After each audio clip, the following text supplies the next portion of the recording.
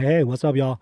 Today I want to talk about something that's hit home for, I'm sure, every single engineer that's ever been through a technical interview, especially if you're in the process right now with interviewing. You've felt the pain of this, and that's the reality and the circumstances of doing well or feeling like you did well on an interview question and still not getting through.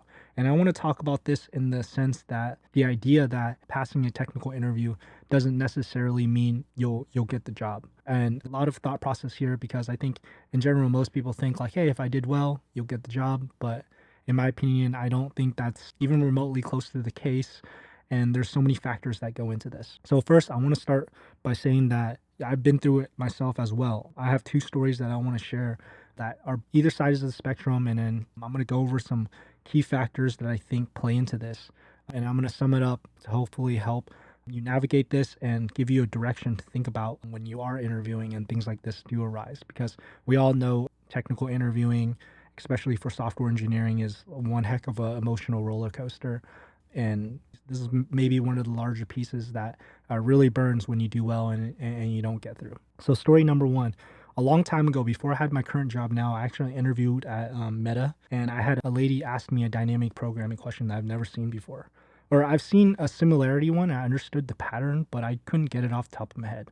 So I went about and I did it the brute force approach, talked through the question entirely, walked her through my plan, and then actually after did the brute force, I was able to come up with the dynamic programming solution and then re-implemented that. Was shocked. She even mentioned, "Great job, you actually got it. That was a great little comeback, being able to figure out this question." I was pretty proud of myself in being able to achieve that. It was one of the hardest questions I've ever gotten, even till this day, for a mid round, and got confirmation right from my interviewer that I did well on the question. A day later, I felt feeling good. My recruiter actually calls me and was like, "Hey Jeff, got some news for you. I'm gonna want to jump on the phone with you." Calls me back and she's just straight up told me, she's like, "Hey, you didn't make it to the next round, and I actually feel really bad for you on this one. Between you and me, I actually try to push you to get another opportunity because I read your feedback, and the feedback did state that you had good communication, you figured out the question, but you left unused code, that kind of thing, in the problem that unfortunately she thought that that was a no-no, and you she didn't pass you." And I try to explain that, hey, the unused code was like, short. We were short on timing, 45-minute session with the questionings at the end, and I went through two different solutions. I just left some unused code, and she's like, "Yeah, I totally understand that," and was completely upfront with me and said like, "Hey, I've seen candidates get through with much less, so let's just keep on working through this, and then let's just go. Let's just see if there's anything else. I'll let you know, that kind of thing." Second story, right? Complete opposite. Another big company, very large company, and went through the process, and I actually didn't do well at all on this question. It was a three-part question, and I probably got through two, maybe two, one and a half. Got stumped. I had to Google, but I was trying my best to communicate, that kind of thing. And I just felt terrible about the whole thing. And 2 days later, I thought I bombed it. The recruiter calls me back and says, "Hey, good work. We're going to bring you to the on-site. You had great communication, that kind of thing, and you did great." So, moral of the story, right, from what I learned very early on, is that interviewing, many times it is all over the place, and doing good, doing bad in some situations don't always play out accordingly, and those are just tough pills to swallow. I just wanted to talk about some of these things and talk about how I approach doing technical rounds in general. First of all, I want to talk about some of these things and talk about why it happens. And I think the number one reason is that people don't realize that being an interviewer is extremely difficult. It's an extremely difficult task. You have to not only understand the question that you're asking, but take yourself outside of the shoes of being the person that already has the question right in front of you and has the answer, and being able to properly assess communication, that kind of thing, and not having the pressure. I heard someone told me this a long time ago, right? And they mentioned that if you ever watch basketball, millions of people are in the stands. They're cheering. They're like, "Hey, LeBron, why didn't you make that jump shot?" Like as if they can make the shot, right? Think about it. Put themselves in that situation. There's not even a chance they would have made that shot.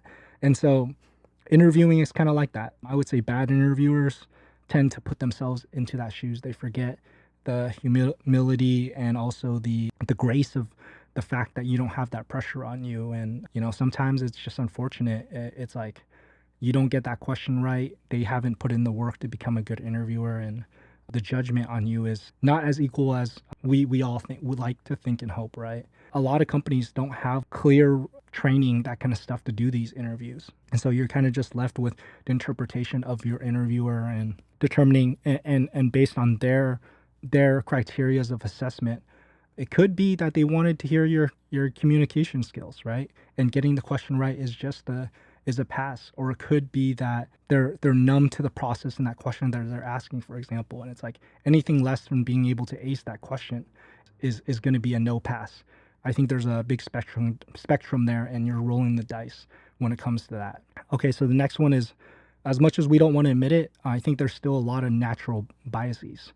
Learning styles, approaches, what's considered right or wrong, and what's a pass and not pass is, of course, very, very subjective, right? And of course, language barrier, that kind of thing.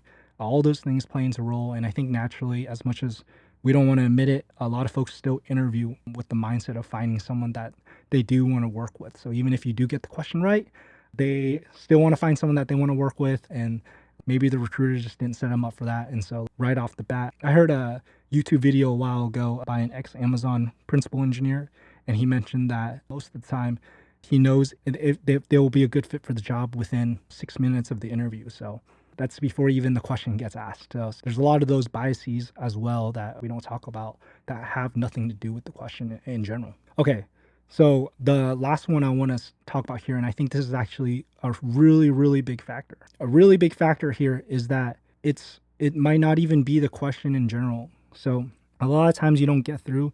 You have to realize that interviewing, folks are on different stages. You could be interviewing as they're doing a negotiation with somebody else. You might be their backup to if someone doesn't fail, if someone fails, or a company could just be creating a backlog and meeting certain quotas and sending people through the interview portal and not being completely upfront with you as to where you are in that process, right? All right, to sum this up, this is a game of many variables. There's so many factors that fall into this, and I still think the number one aspect to this is to be able to overcome rejection, because every single person that goes through this process gets a ton of it. And this topic itself is probably the ones that burn the most, at least it did for me, is the ones that you feel like you did well on and it didn't quite make sense that you got through or you didn't.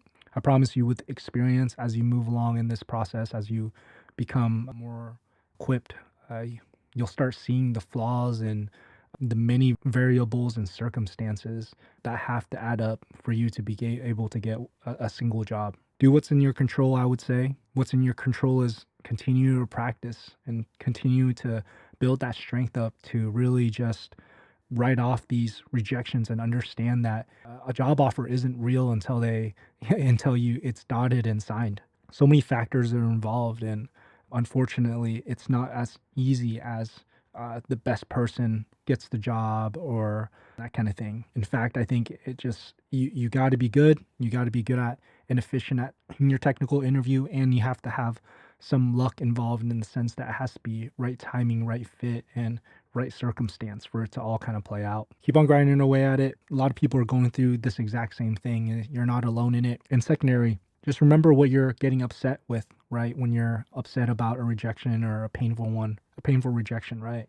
It's like you could have wanted that job so badly and you could be hurt about it, but at the same time, the company could have had you seventh in line or a backup plan awaiting someone to return to accept an offer. It's unfortunate, but I feel like when you see it in that sense, the rejections get a little bit easier. And knowledge is kind of key here in this factor to understand that not everything is in your power when it comes to being able to land one of these jobs. And you just got to continue to focus on what you can and keep on building up that strength for those rejections. All right.